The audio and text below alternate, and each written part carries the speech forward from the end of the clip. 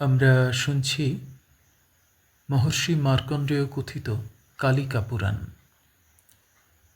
অষ্টম অধ্যায়। তার নাম দক্ষকে দেবী যোগনিদ্রার বরদান।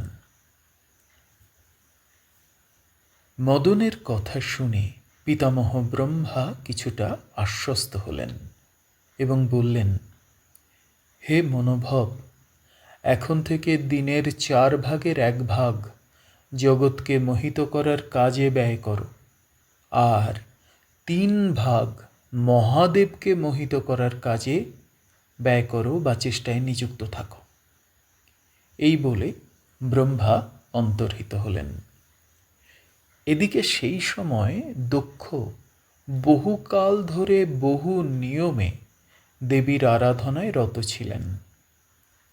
তাঁর নিষ্ঠাপূর্ণ কঠোর তপস্যায় দেবী জগদ্ধাত্রী সর্বমঙ্গলা বিষ্ণু মায়া তাঁর সামনে আবির্ভূতা হলেন।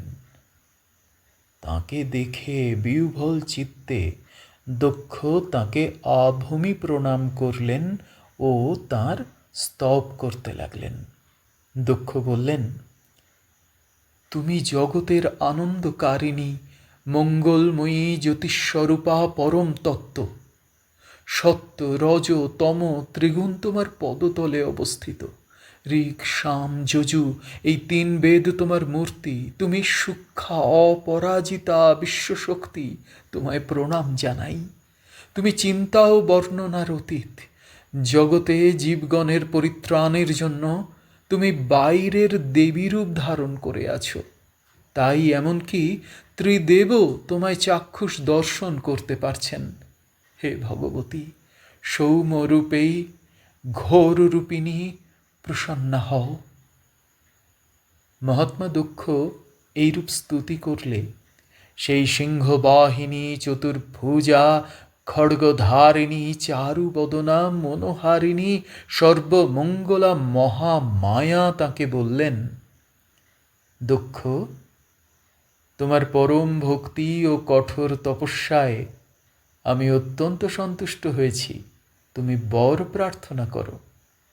দক্ষ বললেন, হে দেবী, তুমি আমার কন্যা রূপে জন্মগ্রহণ করে শিবপত্নী হও। দক্ষের প্রার্থনায় দেবী সম্মত হলেন এবং বর দিলেন, হে প্রজাপতি দক্ষ, আমি অবিলম্বেই তোমার স্ত্রীর গর্ভে জন্মগ্রহণ করে শঙ্করের সহধর্মিণী হব। তবে একটি বিষয় তুমি কখনো ভুলে যেও না, আমার প্রতি তোমার স্নেহ ও আদর শিথিল হলেই আমি দেহত্যাগ করব, আর তা না হলে আমি চিরদিন তোমার ঘরে সুখে বিরাজ করব।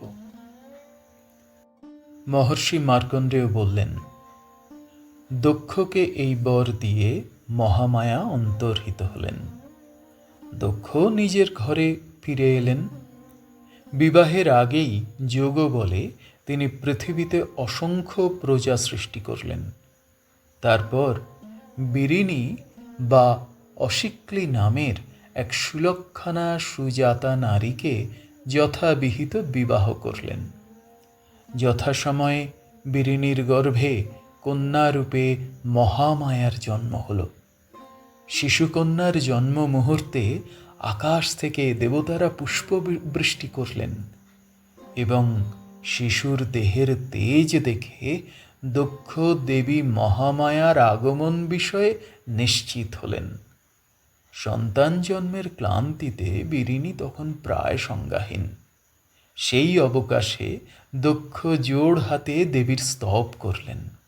তাঁর স্তুতিতে শিশু কন্যারূপী যোগনিদ্রা বললেন, হে দক্ষ, যে কার্যের জন্য তুমি আমার তপস্যা করেছিলে সেই কার্য সময় মতো সিদ্ধ হবে।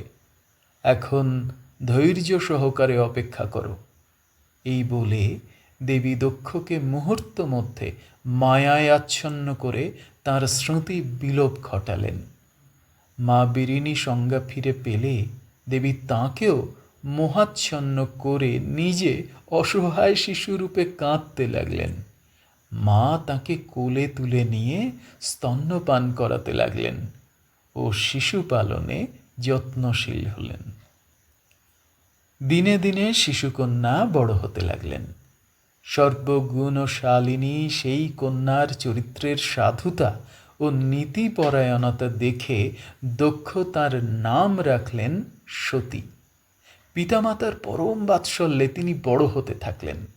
সতী যৌবনে পদার্পণ করার আগে একদিন ব্রহ্মা ও নারদ তাঁকে দেখতে দক্ষালয়ে এলেন। সতী বিনয় সহকারে তাঁদের প্রণাম জানালেন। নারদ তাঁকে আশীর্বাদ করে বললেন, হে কল্যাণী, তুমি যাকে মনে মনে স্বামী রূপে বরণ করতে চাও সেই সর্বজ্ঞ জগদীশ্বর তোমার স্বামী হবেন। তিনিও তুমি ছাড়া অন্য কোনো রমণীতে আসক্ত হবেন না ও স্ত্রী রূপে গ্রহণ করবেন না। তোমার অভিলাষ পূর্ণ হোক। এই বর দিয়ে নারদ ও ব্রহ্মা সেখান থেকে বিদায় নিলেন। 8ম অধ্যায় সমাপ্ত।